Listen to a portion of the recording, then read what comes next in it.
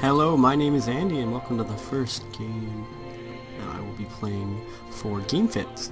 So today I am playing Civilization 5, but I am playing a very specialized modded version. So you can get these mods through Steam, and these are the Colonial Legacy mods by T-Pangolin. Sorry if I'm pronouncing your name wrong. And the cool thing about this mod here is it brings in a lot of cultures that a lot of people have been asking for within the Civilization series for a while, and some you might not even expect. So I'm going to start up here at the top. I'm going to be playing as Lester B. Pearson of Canada. I'm Canadian, so that's the one I've chosen to be. But we've also got the Trung sisters of Vietnam. Sorry for pronunciations in advance.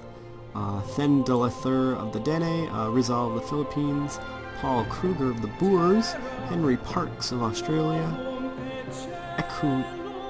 Nick of the Inuit, Crowfoot of the Blackfoot, and Benito Juarez of Mexico. So we're going to be playing on a continents map with 20 city-states. It's a very large map. We're playing on a normal difficulty level. And I have some unique settings that I personally always play with. I never allow for a timed victory, and I also turn off barbarians. I also know who are pure Civ players. Purists will hate me for that, but that is something I'm definitely going to do. I've also set temperature, rainfall, and sea level to be random, and so we are ready to begin. So here we go. I'm going to let you listen to the beautiful voice of one of the modders here. Greetings, Right Honourable Lester B. Pearson. You are considered one of the greatest and most influential of all the Canadian leaders. As Prime Minister, your efforts to bring about peace for your nation set the tone of Canada on the world stage. Under your guidance, Canada adopted universal health care, ended the death penalty, and became the first country in the world to allow race-free immigration. Your experience fighting in the world wars led you to champion the cause of peace. And after avoiding the Vietnam War and helping end the Suez Canal crisis, you were awarded the Nobel Prize for Peace in 1957. You had literally saved the world. Now, Right Honourable Prime Minister, your people look to you for leadership. The world is a violent place, filled with ambitious leaders with unscrupulous tactics. We need a leader who understands the realities of war and peace, who will push for diplomatic solutions wherever it is possible, unify our allies, stymie our enemies, and forge a civilization that can stand the test of time. So as you can see, for a mod, that is really awesome to have fully voiced kind of intros and everything like that. It's very simple, but it makes a big difference in presentation. So because we're playing as Canada, we've got the Keepers of the Peace bonus, so mounted units can temporarily claim neutral land and generate +2 happiness if garrisoned. Upon declaring friendship, Canada and their friend gain 1 delegate to the World Congress. So that will make it really powerful in the late game, if I can make friends in this game. We'll see, as colonialism can be difficult. I do understand there might be some issues looking at I'm Canada and now I am potentially going to war with the Dene and all these other groups that, you know, there is a colonial history here, but that's part of the joy of this mod, is we're not ignoring history. But anyways, we've got the Great Voyageur, this unit. You consume this unit to turn into a caravan if you have maxed out your trade routes. This will allow you to exceed it or discover a new source of furs. The Voyageurs can also instantly move between your cities, which is pretty exciting, and garrison artillery, so it deals double damage within forts and citadels, and can repair damage improvements and build forts, unlike cannon, which it replaces. It's very, very exciting. So now there's a lot of theories here on how you should start a game of Civ. I'm going to start where I am placed. It's just what I do. Some people like to move around. I'm going to stay as where I am. The first thing I'm also going to do is look for hills. So I can see hills here, and these ones were within my walking range of my warriors. I'm going to move to the hill because then I can see the largest amount of land from where I was. I'm going to choose our production. For the meantime, some people would pick scouts. Because this is a large world, I'm actually going to follow that. Normally, I might not do that if I was playing on a smaller map. And looking at my resources here, it's recommending culturally and economically. I'll pick the economics right now. Let's get that. It's going to be a while off when I can get this marble and the salt reserves. That'd be great. So our first city here is Ottawa. We're going to build out. So we've found ruins and we've explored them and equipped advanced technology. So we've got spearmen. It's going to be a great bonus if I want to start off militarily. It's not really usually my goal. I have to kind of play things out, see how I go. So again, you see I'm moving for hills. I found hills are really, really important because you can see a larger swath of the map. And talking about this mod, beautiful choices in music. Now I'm not just saying that because it's a national anthem. It's not. I think it's a good national anthem, but it's kind of nice the touches that these modders make when making this mod to really try to incorporate as much of that kind of feel as you'd get if it was a real Civ included in game, or as you know, Brave New World or Gods and Kings content. I am playing with both Brave New World and Gods and Kings, and then this mod, the series of mods, the Colonialist Legacies. Next, I'm actually going to go straight for working. Because I want to start working as soon as possible.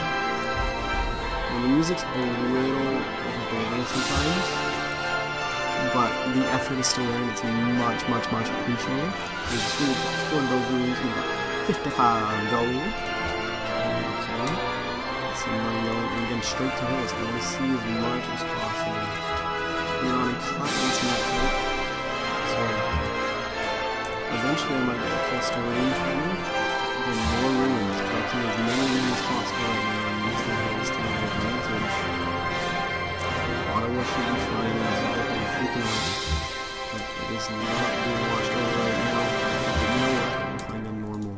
And so I don't really have to worry about anyone attacking me. And they always turn off barbarians, as I mentioned earlier, so that shouldn't be an issue either. Next, I will be going for animal husbandry, because we do have Budapest here, and eventually I would like to start trading with Budapest and get some economy buzzing. We don't have the U.S. on our border anymore, so Here Hector we're playing Civ. with a spear, 11. I'm not gonna listen to this. We got iron though. It's great to have a free technology, especially because it wasn't one I was initially researching right now.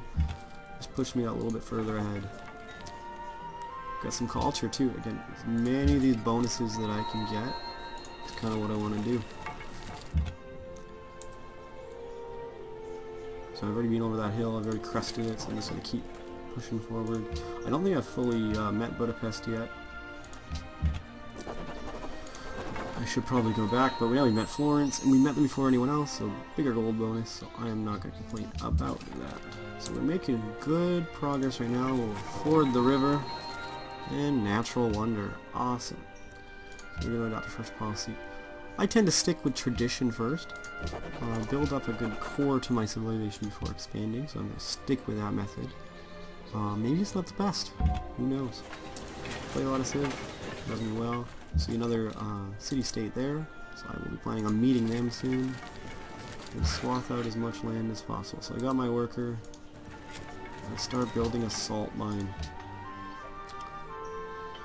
I'm not going to build my monument because in my social policies I'll later get something that does that for me. Right now, it's kind of a hard choice. I'm going to stick with I'm going to build a barracks right now. I'm not playing very warmongering, but it's good to have one en avance in advance. So we need another city and state. Wormus. I'm not familiar with this one. Pretty cool. First to meet them, so I'm not complaining. More money for moi. So we can finish that turn. As you can see, these turns are going to go really fast to the start, because I find the starts of the games, although are great, are pretty repetitive. So we're going to get this first culture building in each city, under the tradition here, the legalism, because that will help me develop more culture, which means I personally believe I'll get sooner towards the other policies on that social ladder. So we're pretty far spread out right now. I'm hitting the coast on this side. It's a very huge continent. Meeting Melbourne. Must be interesting because Australia is here. Ah, Dubai. It's reassigned it. Conflict in the game, because I do have, again, the Colonialist Legacies mod. Australia eventually will be a country I meet. A civ I meet. Oh. Thenanderthal, the pious from the Dene. So they're playing religiously. Welcome, this night is beautiful. The fire is bright and the drums are playing. Trade. Can't really do much in the trade right now. But I know she doesn't have any resources started up. And I also know she doesn't have writing yet. So that's probably a good place to end this first episode of GameFitz. We're Let's Playing Civilization 5 with the Colonial Legacy. Thanks for watching. Make sure to like and subscribe if you like what we're doing. I'll make the next episode and we will continue from just meeting our new Dene friends and see what expansive adventures we'll have when we go to war. Will we get along? We'll have to find out. So thank you guys. Merci. Until next time, folks. Have a great one.